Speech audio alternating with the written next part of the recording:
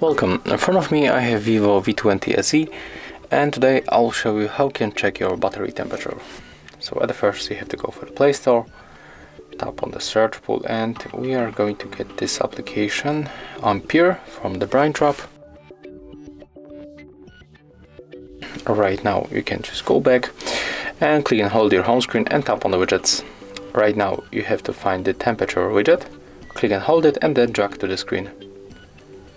And as you can see, here we got the temperature of our battery, and you can control it every time. So yeah, that's how we can make it. When you open the Ampere application, you can also find here other stuff like temperature. I said about the temperature, but the capacity, for example, the manufacturer or Android version of your phone. So yeah, there are a couple of the information that you can check. If you find this video helpful, remember to leave a like, comment and subscribe to our channel.